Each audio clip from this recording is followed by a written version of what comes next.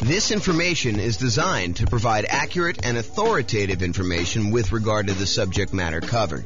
It is offered with the understanding that the presenters are not engaged in rendering legal, accounting, or other professional services. If legal advice or other expert advice is required, the services of a competent professional should be sought.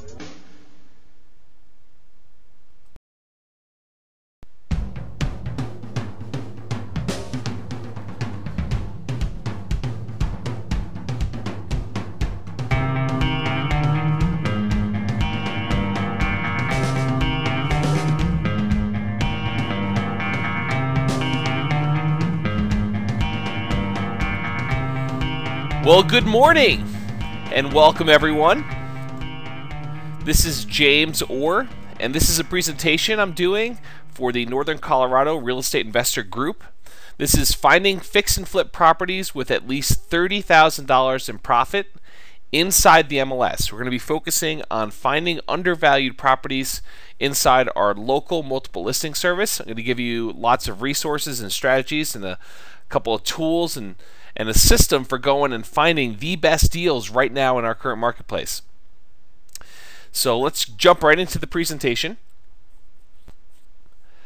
I'm putting together this presentation in two different formats. I'm recording it with actual PowerPoint slides so that if you ever want to go back and look at the examples and watch the screen, if you're not already doing so, you could do that. I'm also going to make the audio only version available because I find it very easy and preferable to take a presentation and listen to it while I exercise or in the car while I'm traveling around to different properties or things like that. So I'm making it available in both the video with PowerPoint slides version and also the audio version as an MP3. So you'll be able to take the MP3s, you'll be able to burn them to audio CDs if you want to listen to your car, or you could burn MP3 CDs to your car if you'd like to do that. Or you could take the MP3s and play them on your favorite MP3 player like an iPhone or mobile phone.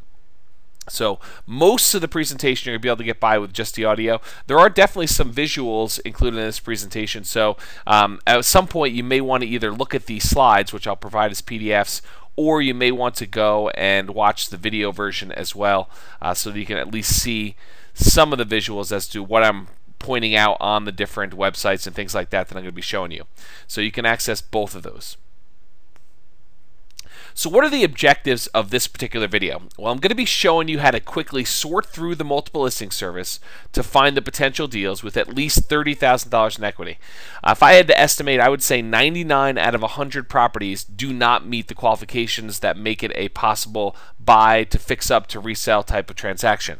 Only a very small portion of those properties that you're going to be looking at in the MLS are going to qualify as a potential deal, which means you're going to be looking at a ton of properties and quickly sifting and sorting through them in order to say not a deal, not a deal, not a deal, times 99 in order to find the one that says, oh, this one looks interesting. Let me go do my full due diligence on the property and find it. So the objectives here is we're going to show you how to quickly sort through the MLS, find the potential deals with at least $30,000 in equity without having to do full comparable sales analysis on every single property. And then once you find that one, then you're going to go do your full due diligence. We're not going to be doing the due diligence portion here. We're not going to do deal analysis in detail. What we're primarily focused on is how to find the $30,000 profit type deals in the MLS, and then you can go out to the property, you can inspect them, you can estimate repairs, you can structure your deal, you can figure out what you're going to do in order to get maximum dollar when you go and sell them, or how to minimize your expenses, or how to get it for less than what the list price is, or whatever it is you need to do. That's not covered. We're going to be primarily focused on just finding the deals. So quickly analyzing properties and sorting through.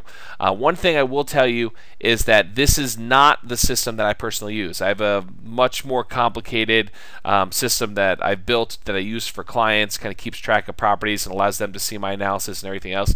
This really is designed as a way for anyone working with any real estate agent to find $30,000 deals. That's what I'm trying to teach you today. It's not my system. We're focused on how do you go out there and find deals in the MLS right now, and I'm going to show you how to get access to the properties. I'm going to show you how to quickly sift and sort to find out which ones have equity, which ones don't have equity, and then of course you could do your full due diligence at the end with your agent, or if you're an agent yourself, you can go ahead and do your full broker price opinion or full comparable sales analysis to determine value. So, comparable sales analysis. We're going to teach you a shortcut to quickly find potential deals, as we just talked about, and you can run your full comparable sales analysis on properties you're interested in after you've sifted and sorted. We're not, like as I said, we're not going to be covering the due diligence process in this session due to time limitations. So what is our end goal here? At the end of going through all of the properties, really what we want is a list of all the properties we have in the MLS, ideally be able to sort them by the profit spread between what the value is and what some estimated assessment of the value is. So between what the list price is, what they're asking for the property, and what your estimated value is, or at least one estimated value. It doesn't necessarily have to be the true fair market value or the after repaired value, as some people like to call it, but it has to be some type of value. Why would we want to get a list where we have a list of all the different properties sorted by some type of potential profit?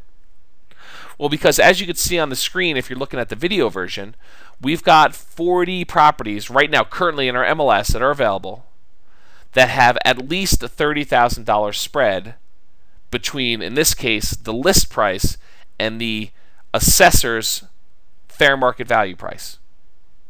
Some of them as high as $149,000 profit, and some of them as low as $30,600.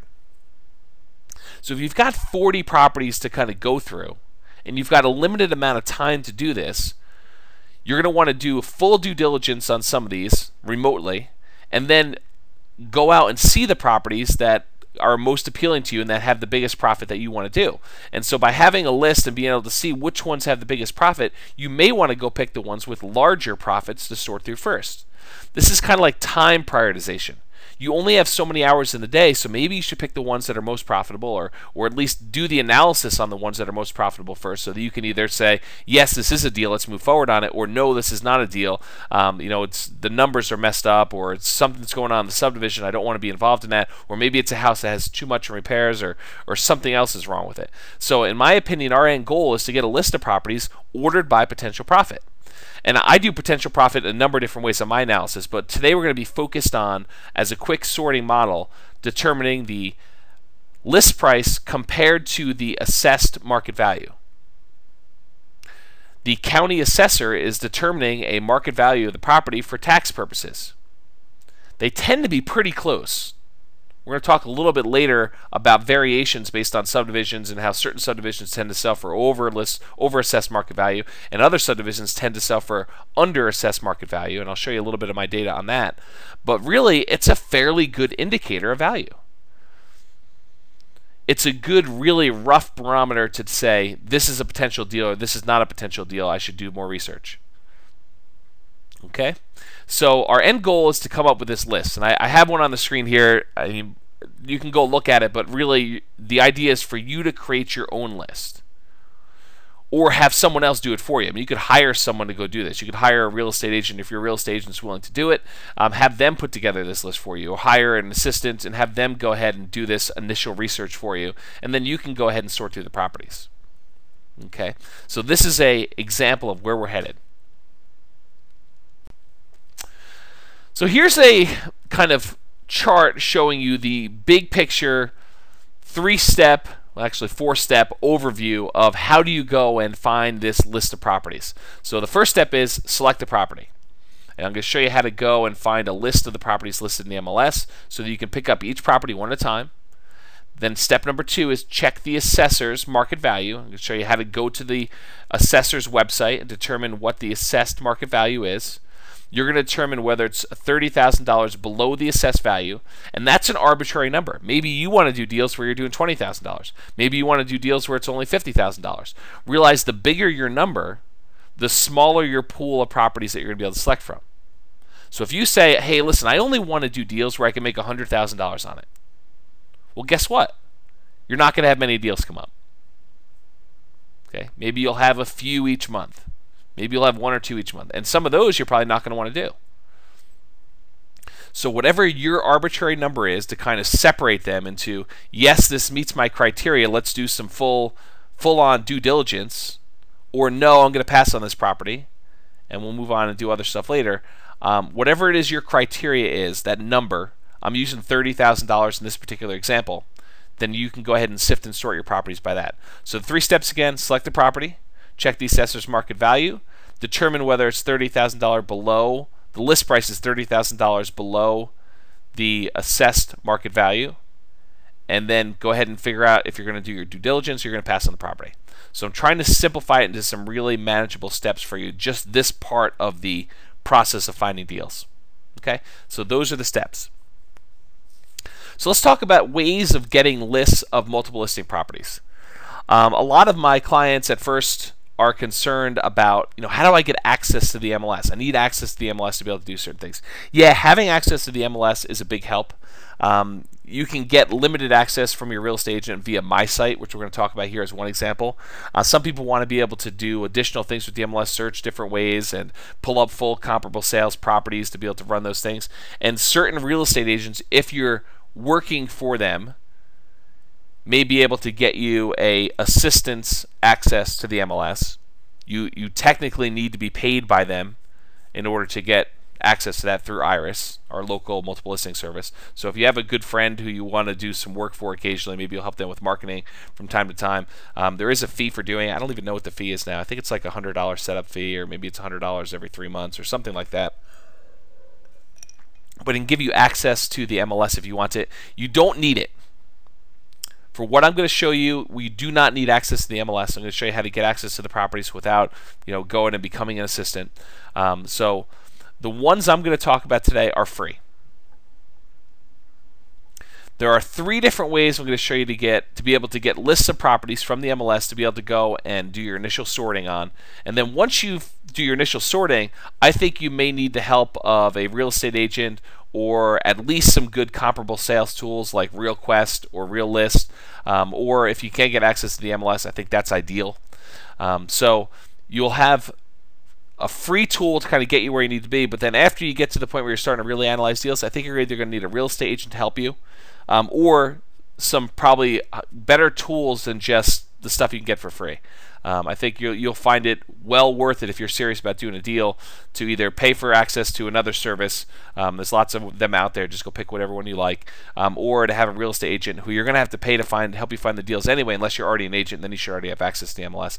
But if you're going to pay an agent to help you find a deal in the MLS anyway, just ask them to help you be able to do your full due diligence, help you pull up full comparable market analysis, CMAs, and property data in order to be able to determine real value.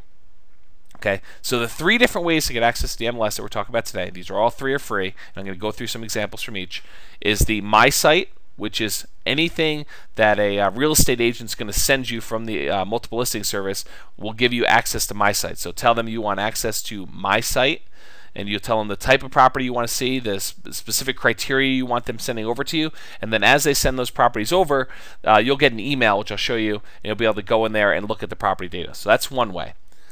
That's by calling a real estate agent or working with a real estate agent and getting them to send you the property data. The other one is coloproperty.com. Coloproperty.com, C-O-L-O property, P-R-O-P-E-R-T-Y.com, is the public-facing version of the local multiple listing service. It's where anyone can go and see the properties that are listed in the MLS. It's put out by the MLS itself as a generic, non-branded, impartial list of all the properties that are in the MLS. And so you can go to that website, and I'm going to show you some examples here, and search that website in order to find properties that are for sale. The last one, I'm going to give myself a little plug. You can go to my website, jamesorr.com, and I have a pretty nice little search feature on there, like most other agents do. But you can go to my site and actually see different properties on there and use the My Buying Buddy search feature on there in order to find properties in the MLS. So let's cover, I'm primarily going to focus on my site, but I'll show you information on Colo Property and the jamesorr.com website as well. All right, so here's an overview of my site. The image on the left, if you're actually looking at the video, is kind of like it's a photo from Iris itself, so give them credit for providing the photo, but it gives you an overview of the MySite process. It shows you that the agent actually goes to MySite, designates which listings or which criteria for the listings are sent to you. Then the listings are sent to MySite from their account, and then you receive a notification From that notification, you're asked to log into MySite, and there you can actually review your listings. You can decide to rate listings or save them. You can print out any listings you want. You can communicate back with your agent to say, I'm interested in this one, let's go schedule a showing, or I don't like this one, or don't send me these anymore, or whatever it is you want to do. So that's an overview of the process as it's designed by Iris, which is your local multiple listing service if you're here in Northern Colorado. My kind of overview of the process is the agent sets up automatic property criteria, auto emails as new ones are listed, you log in and review the listings, you rate and print and communicate with the agent. That's the little image on the right. So that is the overview of how MySite works from the multiple listing service. Here's an example of what the email looks like from the real estate agent. In case you've never seen one of these before, I wanted to show you an example and show you how easy it is. But basically, I sent an email to myself from my own multiple listing service access, and it shows you there's a link on there that gives you access to this particular MySite account, and I blurred out the kind of coded section so that you're not just logging into this particular one, which is useless for you. I don't really do this. It was just done as an example. But basically, you'd get a link that looks very similar to that. You click on that link. It's going to give you your email address and your password in this email. So enter in your email address and then enter in the password that was provided to you. This is usually assigned by your real estate agent in order to get you into the account. And then once you go in there, you're going to see the MySite control panel, which I'll show you on the next slide. All right, so this is an example of, it looks like I showed you the login page. So this is the MySite login page. This is where you enter in your login and your password. Once you click on that one link, if you ever forget your password, you can have it emailed directly to you. There's a link right below the submit button, and do that. Of course, usually there's the contact information for your real estate agent that is sending you these emails and these properties on the right-hand side in case you need to contact them.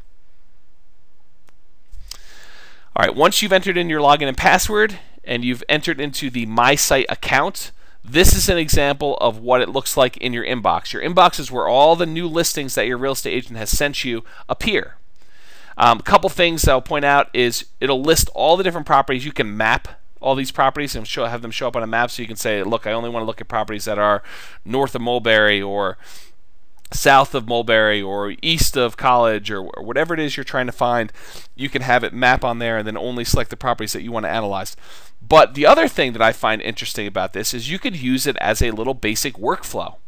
So you get your email from your agent each morning. You enter in your login and password by clicking on the link in the email. You show up in MySite, your account. And then from there, you go through each property one at a time. So you take the address of the property, and you're going to show you how to go and check the assessed value later. But then once you check the value and you know whether it's a deal or not, you can mark the properties. Maybe you mark the properties that have $30,000 or more in equity as maybes. Maybe you add a little note what the actual assessed value differential is. So, this one is $60,000 below market. You make a little note in there, and you click off maybe. Then once you've actually gotten all your maybes, you can click on the maybes tab at the top of your MySite page, and it will show you all the ones you've marked at maybe. And then from there, you go and you do your full due diligence on all the maybes. The ones that pass your due diligence test, you mark as a favorite. And those are the ones that you actually go out and see, and you maybe make offers on, you try to buy.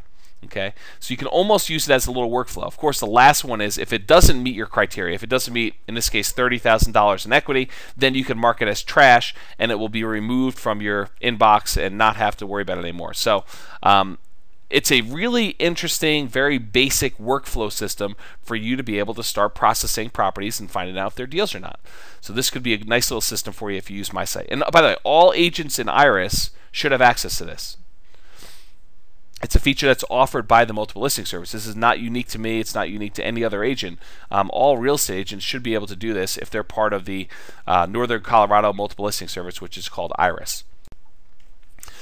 So if you want to see, here's on the screen is an example of the MySite property details page. If you click on a property and you look to drill down into more details, you can see on here kind of some information as to how the page is laid out. You can see that they have information about general features and the square footage and room dimensions and the construction, taxes on the properties, the schools on the properties, any additional features it has. It gives you bedroom, bath, garage, subdivision information, year built, style, total square foot, a description of the property like written out by the agent who's marketing it, photos, a map, any additional uploads like seller's property disclosure documents or source of water addendums or anything like that, a link for the neighborhood information and for the walk score.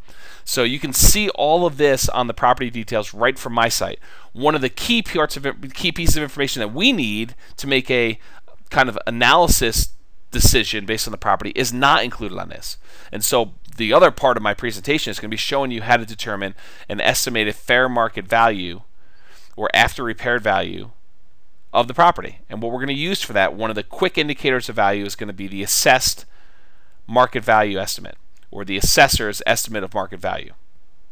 Okay, so this gives you a ton of information about the property from the MLS, but then we're going to go someplace else, namely the Larimer assessor's website, in order to determine the assessed market value, in order to determine if there's a difference between list price and market value, to see if there's a spread there for us to do some additional due diligence. Okay, so this is the MySite property details page. From here you can also make notes, mark it as favorite, maybe, or trash, and you can kind of use this as drilling down and doing a little bit of analysis before you go to the assessor, and then you can go ahead and mark it into those different bins we just talked about as your workflow. So this is the, for those of you looking at the video, there's a picture on here from Iris. Another thank you again for Iris for putting this together, outlining what is included and where on the different property information. I have a different photo on the slide before, but you can see where they're showing you there's photo thumbnails and where to click on in order to get the maps and the tours, or to organize your listings into favorites, maybes, and trash, where you can thumb through different listings by going forward and back, where you can write notes, where you can go through different photos and see the photo captions, where you can see view school accountability reports and listing details and stuff like that. If you ever really want to see it, you can go here, or what I would recommend is just log into MySite. You should be able to figure it out. It's pretty user friendly, but if you ever need to, you can come back and watch this video. Alright, so that is one way in order to find properties. That's MySite. I told you there were three ways: MySite, ColloProperty.com, and JamesOr.com. We're going to cover ColloProperty.com right now. So if you go to ColloProperty.com, C-O-L-O Property.com, from there, there's a search box. When you first log in, you can see an image of it if you're looking at the video, showing you just start entering in information about properties, and you could start off with just properties that meet your certain criteria, and then it's going to give you a list you could start going through one by one. Another feature of Collo Property is they do have an automated valuation tool. It's called What's My Home Worth, and you can go right on there, type in the address of any property, and it's going to give you what they think the value of the property is. I have found these to be incredibly inaccurate at times, where they give a really high number, they give a really low number. Sometimes they're right on, but you never know if you're looking at there. So I would not rely heavily on the What's My Home Worth type stuff. Zillow offers another one. I think I have another slide where I talk about some different options for that, but I would not rely heavily on that particular one. I think the assessed value is a better indicator of value for doing your quick sort. But maybe you find you're more comfortable with using that tool to determine value. It doesn't matter. All you're really trying to do is determine which ones are under market, and then kind of sift and sort them into a couple different baskets, then start doing your full due diligence on the ones that meet your criteria. But I would recommend assess value instead of doing that tool. Last one we're going to talk about, the third way in order to find access to the multiple listing service properties, is you can go to JamesOr.com. That's my name, JamesOrr.com, and then right from the home page there's a link usually on the right hand side that says My Buying Buddy. It's kind of a little offset box with some different colored stuff and some different icons, and you want to click on the one that says Advanced Search. You can create an account if you want to. You don't necessarily have to, but it makes it a little easier for you. You can click on Advanced Search on there, and then from the Advanced Search pop-up window, which will just pop up that says, okay, show me the criteria you want to have for searching for properties. The one I probably would start with is show me the newly added within the last whatever period drop down in order to find the new properties. And then you could just keep on top of it by doing the newest properties that come on the market, or maybe you want to do ones that have price drops, or only with certain square footage or certain bedrooms and baths or whatever it is. You have the ability to do that with the advanced search feature. But if it were me and I was just trying to keep on top of everything every single day, which is what I kind of do, then I would do newly added within the last whatever time period and just do the newest ones. So you can do whatever advanced search you want in order to find these properties and use that tool. Okay, so we just talked about the three different ways for you to find the properties in the MLS. MySite, which you can get from any real estate agent, CollaProperty.com, which you can go to just on any web browser, or the JamesOr.com, which you can go to on any web browser. There are probably other ways, but those are 3 ways that you can access free information about the MLS. Once you get a particular property up and you're trying to analyze it to determine whether there's potential profit in it or not, in this case $30,000 profit, then you're going to want to go to the Larimer.org website, which is the assessor's website for determining what the assessor thinks the property is worth. And so once you go to Larimer.org, I have a little screenshot on the right hand side if you're looking at the video, then you could do a mouse over public records link. There's like a little red ribbon across the sort of top of the page, not the very, very top, but sort of like, I don't know, 10% down. It starts with services A to Z, departments, public records. You want to actually mouse over public records. It's going to show you like a little dynamic drop-down menu, and the link you want to click on from the dynamic drop-down menu is property information. So mouse over public records, click on property information. It's going to take you to the property information search page.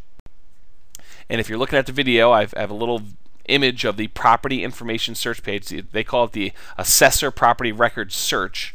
And this allows you to search by number criteria. The one we're going to be focused on is the address. You could search by parcel number or schedule number or serial number. Good luck with that. I mean, most people don't know those numbers. You could search by any owner. So if you want to find out, if a certain person owns property and they're not using an entity like a trust or an LLC or a business name in order to keep their name off public record, which a lot of people think is a good idea, then you can go ahead and search someone's name and find properties owned by them. So that's owner name.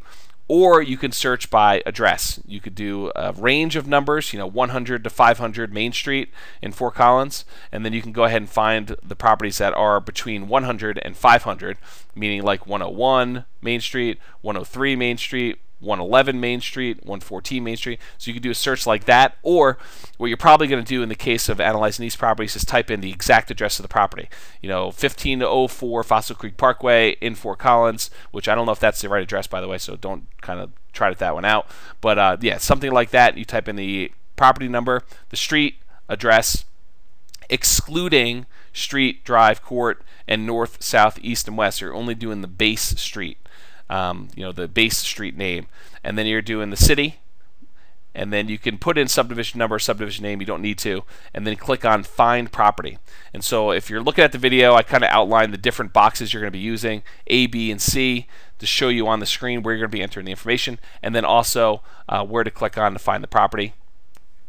And then once you actually enter that number in there, it usually pops up with the property unless you've had an error and you didn't enter in the address correctly, and then it'll tell you could not find a property match. But otherwise, it should show you a little bit of assessor property information. Kind of interesting stuff on here. You can go look through it on your own time. But the part I'm going to be focusing on is the valuation part, and I'm going to kind of blow up that section. On the screen now, if you're looking at the video, it's kind of a whole image of everything that appears in that page. Has the owner name and address, property address, property details, and the estimated assessed market value. That's the section we're focused on. And that's what it looks like, a little blow up of that one little section on there to tell you what the actual value of the property is. And that's what we're looking for. And I've circled the actual value that we're going to be using so that you know where to go and get the actual value in order to compare that to list price, which we'll do in the next slide, to see if there's a potential profit. Okay, so in this case, this particular property we're looking at, which is a real deal, a real live property right now in the MLS that has a pretty big spread between list price and market value.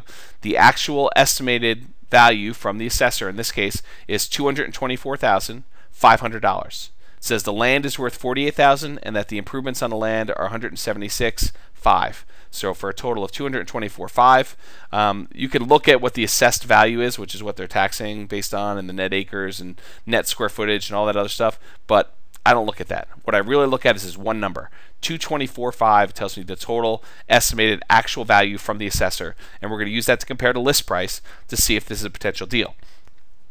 So we've got an example from MySite on the left-hand side, an example of that assessed market value screen on the right-hand side if you're looking at the video. On the left side, I circled where the list price is for the property. You should be able to find it. It should be pretty clear when you're looking at the site. But on the video, if you're looking at it, it's that big red circle. I've circled the number. In this case, 1820 Fossil Creek Parkway in Fort Collins is being sold for $158,300, and that the 1820 Fossil Creek Parkway in Fort Collins, when I looked it up on the Assessor website, has an assessed market value of $224,500. So it's assessed for $224,000. It's being sold for $158,000. Looks like there's a spread there. In this case, happens to be a $66,200 spread between list price and the assessed market value. So on this particular property, I would probably put it in the maybes if I was using MySite, and I have a very different system I use, but if I was using the MySite system that we kind of just talked about, I'd click on it and say, okay, this is a maybe, and I'd make a note, $66,000 in, $66,000 below assessed value. It's probably the note I would put in the notes. Okay. Then when I would go back later and I'd do my full due diligence on all the maybes in order to find the deals that I want. Why don't you just go right now and jump and do the full due diligence on the property? If you're kind of going through the properties, you find one that's significantly below assessed market value, why don't you just take your time and do it? Well, I think there's a certain workflow to kind of doing things in a process, and then you may find that this is not the best deal of the day, and if you did your due diligence on this one and you didn't get further down the list and it turned out to be one that was like really crazy good, over 100,000, and you didn't act on it quickly, you could be missing out because other people are looking at those, and you could miss the highest and best call. So you want to go and kind of just assess where you are, kind of get a lay of the land, a view of what's going on big picture, how many properties you have to analyze, and then start with the ones that look the most interesting to you after that to do your full due diligence. So in this case, if it didn't meet your value criteria, which 99 out of 100 are not, pass. Okay. If it does, then you do your due diligence. So there are lots of exceptions to this rule, but in general, if it's close, it probably won't be a deeply discounted deal, and you should probably pass. So if you're like, this is $28,000, well, in my experience, most of those end up not being deals. These become kind of like a really clear dividing line where if it's borderline, you end up getting borderline your numbers and your analysis, and it ends up getting really tight, and then you ultimately end up passing on the deal anyway later on. So you can use whatever number you want. I mean, you select whether you want to use 30 or 25 or 20 or 40 or 50 or 100 in order to select what is a deal for you. But my kind of experience with this is if it's not really clearly a deal when you're looking at these values, they tend not to be. Now, if you're doing like not just looking to buy, fix up, and resell, you're looking to do like rental property or something like that, then yeah, a deal where it's slightly discounted can make all the difference in the world as far as your rent numbers. But if you're looking to buy, fix up, and resell where you need a big spread in order to do that, and there's a limited number of these each year, relatively few number, you're not talking about 10% of the MLS. You're talking a small percentage, and in the example I've been using, we're talking about 1% of the properties in the MLS, 1 out of 100, then you'll see them.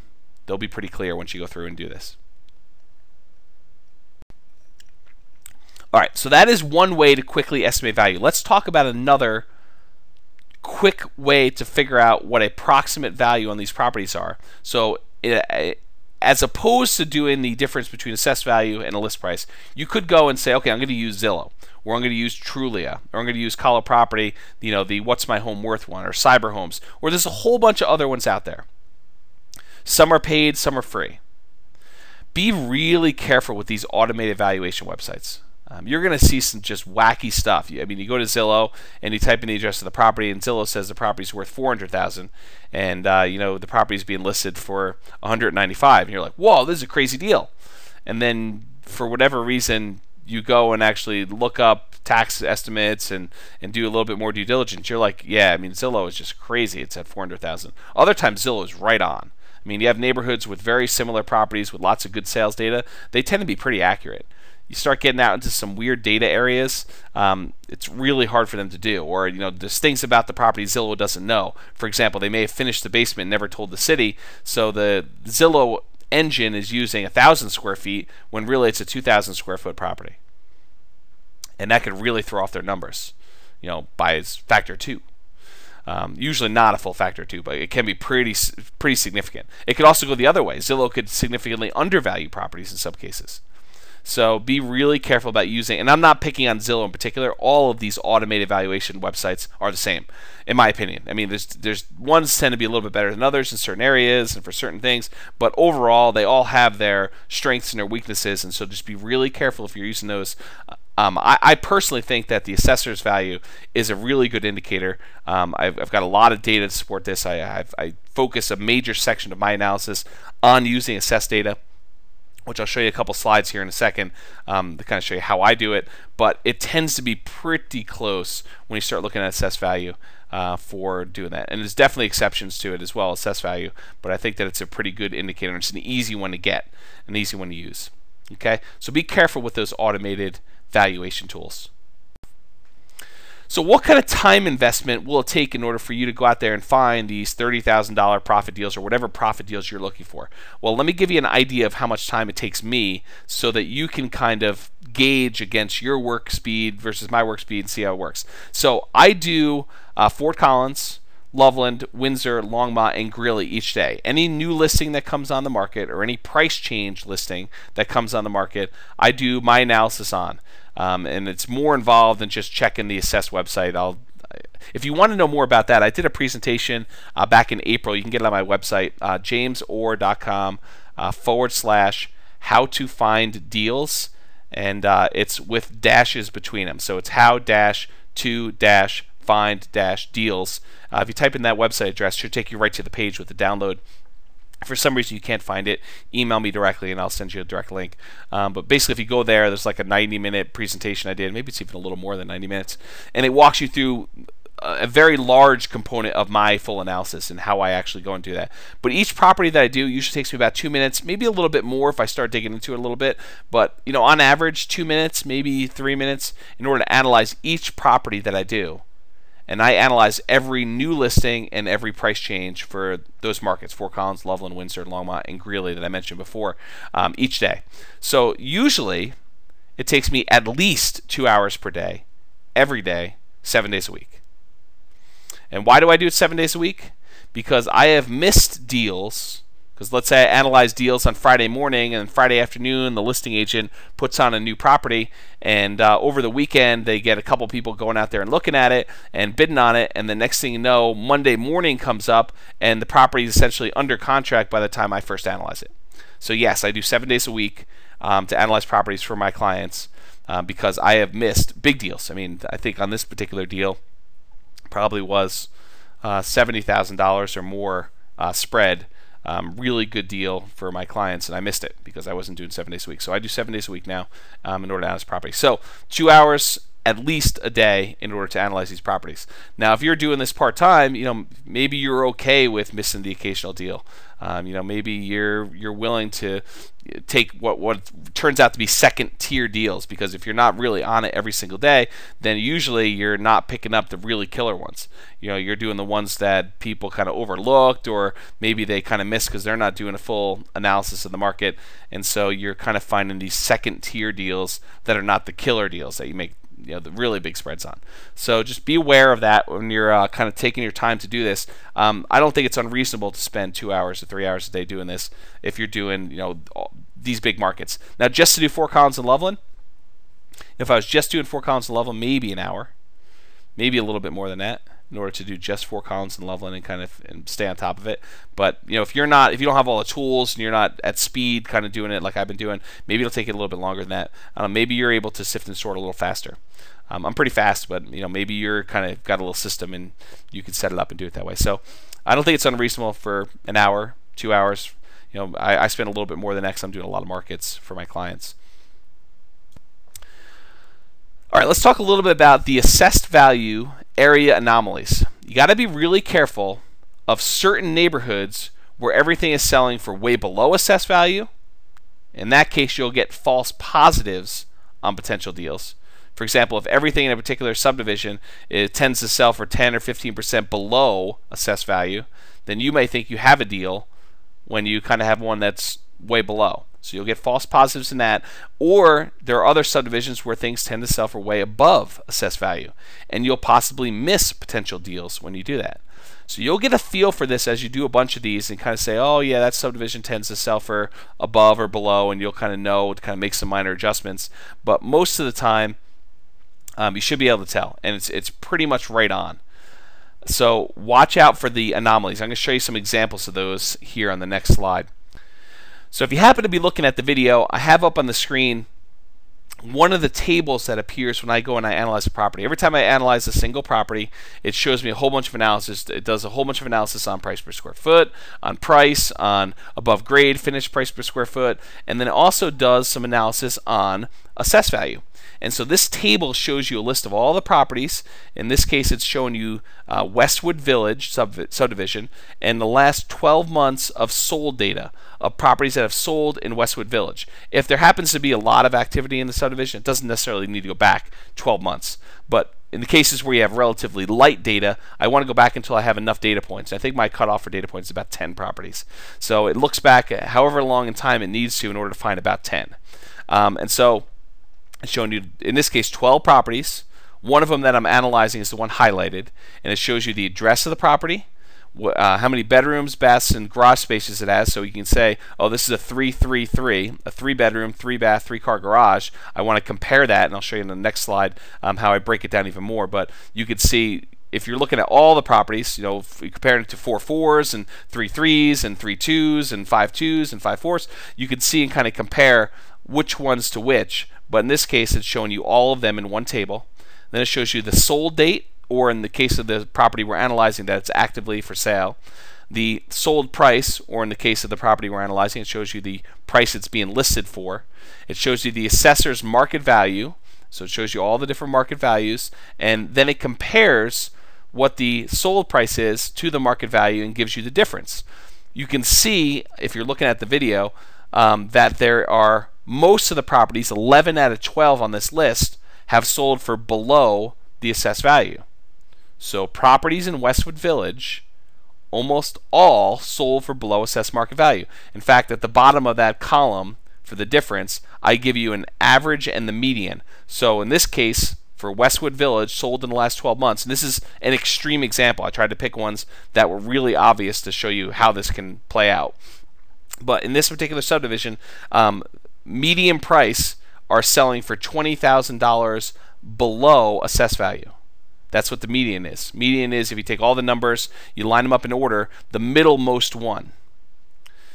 The average, it's selling, the average property in Westwood Village over the last 12 months has sold for $50,000, almost $51,000 below assessed value.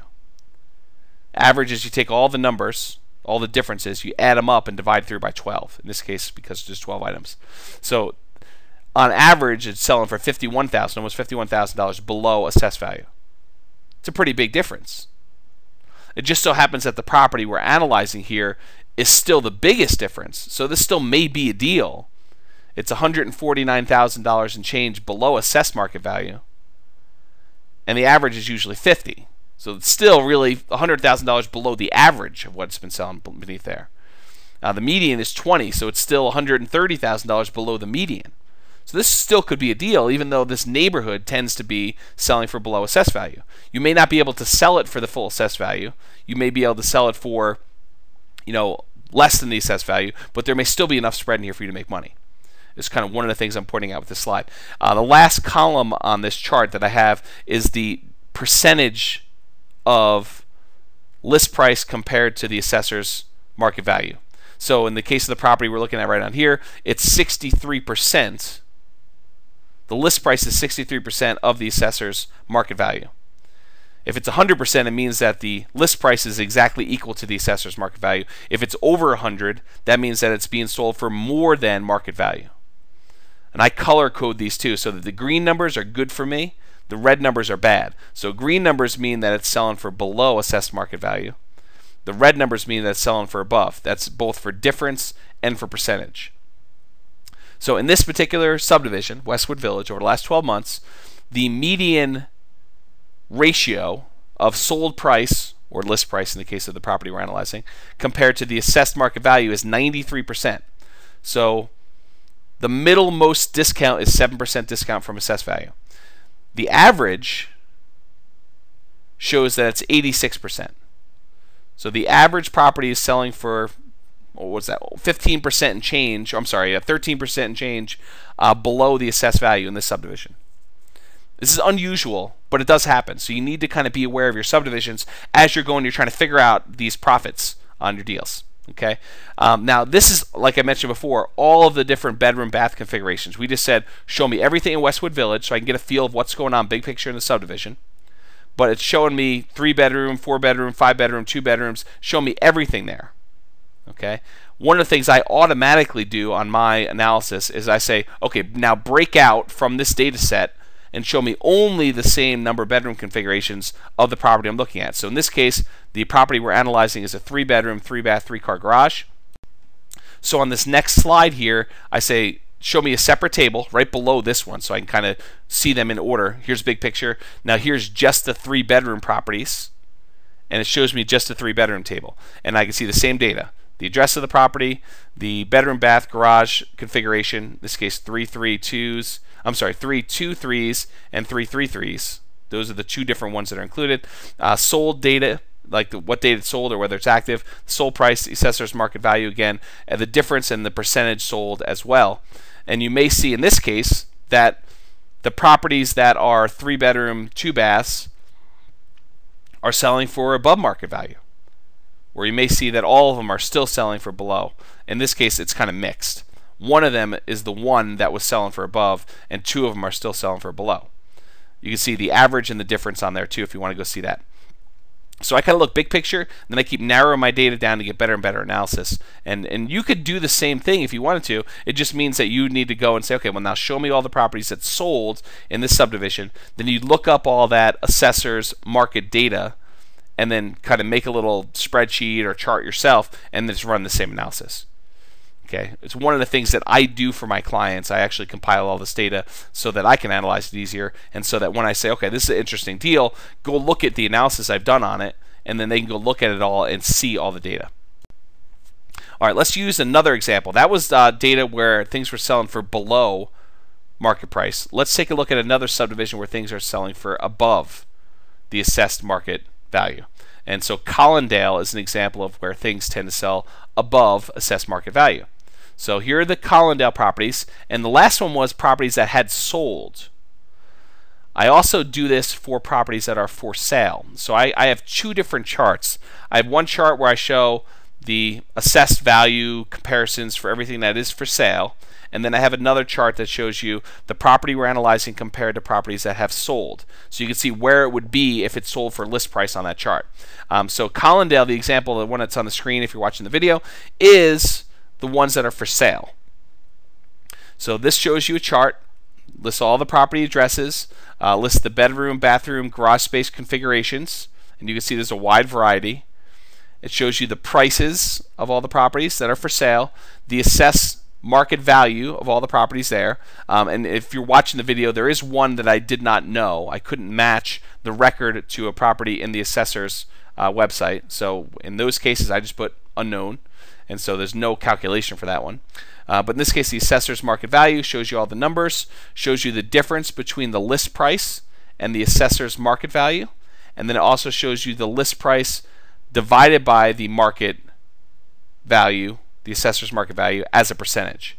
And so in this particular example, 2 of the 9 properties I have data for are selling for below assessed value. 7 of the 9 are selling for above market value. How much above? You can see the percentage or the dollar amount on the screen if you're looking at the video. But I'll give you the averages. So the median difference between the assessed market value and the price for Collindale of all the properties that are for sale, not taking into account bedroom and bath configuration, bedroom, bath, garage space configurations actually, but the overall median, that's the middlemost number, is $15,000 above assessed market value. Shows up in red. So properties in Collindale that are for sale are being listed for $15,000 above the assessed market value on median. On average, they're selling for $9,500 and change more than assessed market value. Okay, so Collindale is an example where most of the properties are selling for above assessed value. Good to know when you're doing your analysis. And percentage-wise, the median percentage is about 107%. The average percentage is about 3% over the market value. That's what they're being listed for. All right, so beyond just doing that whole big group of properties for all the bedroom, bath, and garage space configurations, I also break it down, and I've shown on the screen here. I just show the 2-bedroom homes in Collindale that are for sale, and I show you the data for those compared to assessed market value. So it shows you the same list of properties, bedroom, bathroom, garage space configurations, the price, the assessor's market value, the difference between the assessor's market value and the list price, and the percentage of list price to market value. So you can quickly compare all those and see, what they are. And so you can go look at that just for the 2-bedroom homes for sale in Collindale. So it removes properties that are not similar to get a finer and finer look, a finer detail at what you're looking at. And then finally, I break it down and I say, okay, now we're going to not just do 2 bedrooms, we're going to do only the 2-bedroom, 1-bath. And I show you a list of those with the same data as before. And I even usually go one step further if I have different data. So if there was a difference in garage spaces between some 2-bedroom, 1-bath and others, I would then show a breakdown of just the ones I'm looking at with the same garage space as well. And so that's how I look it up. You could do this on your own analysis yourself, or you could do other analysis. Maybe you want to compare things like land size. Maybe if there's different lot sizes in certain subdivisions, you want to break it out more. But this is a good way to kind of refine your data and do better and better data analysis in order to have a better analysis, more confident analysis for moving forward and making offers on properties. There's few things that are more frustrating as a real estate investor, especially getting started as a real estate investor, than not being confident in your numbers, not knowing that a deal is a deal, or saying, I think this one's going to be worth this, and then you have some hesitation, some reluctance because you're not confident in what has sold or what is selling, or what makes this property worth more. Sometimes you could see deals by looking at this level of detail that you couldn't otherwise see, because you're not looking at square footage, or you're not looking at bedroom, bath, garage space comparisons between assessed value and also price per square foot and above grade finished square foot and things like that. So the more data you have, the more what I like to look at is lenses, different views on looking at the property. The more you have, and the more you can walk around the property and see it from lots of different angles and say, this is a deal, this is a deal, this is a deal. From this angle, it's not such a deal. This is a deal, this is a deal, this is a deal. Then you can say, look, 9 ways out of 10 ways I look at properties, this is a deal. But maybe there's one way. What is making it not a deal? And is that a deal killer? Or is that something that we can overcome? Or maybe it's something I shouldn't even worry about. It just is a weird anomaly where you have a data point that just doesn't make sense. And that happens. So the better analysis you could do, the more confident and the more deals you can make, and I think the better off you're going to be. So, okay, so that's the end of the presentation. My intention with this particular presentation is to do the recording in advance, give people advanced access to it, and then for the Northern Colorado Real Estate Investor Group coming up this Tuesday, I will go ahead and teach an abridged version of this live, but really be available to answer questions and kind of refine some things for people so that they have the ability to interact. So this was recorded. You'll have access to it ahead of time. If you want to go, I have the world's greatest free gift offer, which is a free trial of our newsletter with some additional downloads. You can go to jamesorr.com/gift, GIFT. So you can go there and get a copy of our newsletter for 2 months, and also some free downloads as well for subscribing to the world's greatest free gift offer. And finally, if you do need to contact me, you can contact me, James Orr, at 970-225-6989. They're also on my website. You can go there and hit contact, jamesorr.com. On the website, there's tons of resources for you, so I would definitely check that out. But hopefully I'll see you guys at the meeting, and we can answer any questions you have about this presentation at that time. Hope you enjoyed it. Hope it's helpful. Hope you find some great deals out there. And if you'd like to work with me, I do offer a very VIP concierge level real estate services. Go ahead and give me a call. Bye-bye for now.